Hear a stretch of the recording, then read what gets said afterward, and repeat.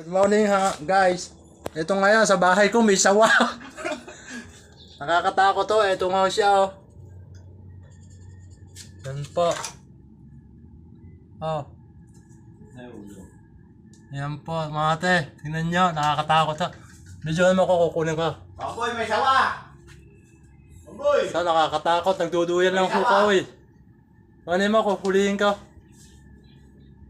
Ha? Maswanan mo. Kukunin ko to ano, silo. Kasi na kaya yan ah. Ang ipit na. Oo. Huwag natin marilin, baka makana ako ng unak na. Sungkitin ko na lang kaya, Tre. Sungkitin mo. Hindi mo lang ano yan. Babaksakin ko dyan ah. Ang ba yung ulo yan? Nakita mo ba?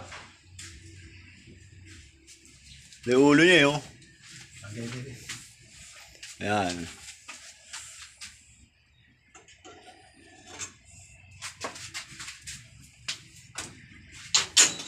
Ay, kumain ng daga to ay. Tatang. Dito yung ulo. Kabila.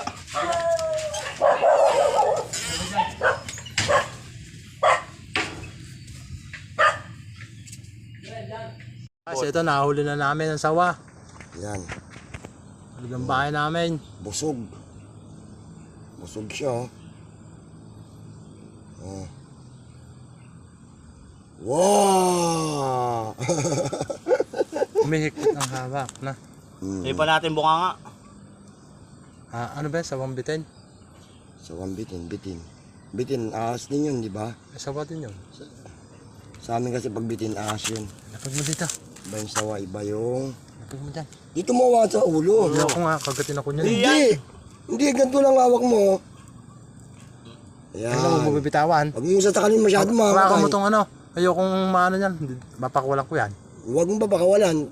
Kagatin tayo niyan. Ayan, ayan na siya. Hawak na Buntot. ni Bigyan mo tong buntot. Boss Charlie. Ano tong buntot? Ayan, papalupot ako mo. Kabihan mo lang. Ayaw, nakakatakot yan. Takot. Ay, iya. Takot si Boss Charlie. Ay, takot si Boss Charlie, guys. Ano? Takot siya mapuluputan.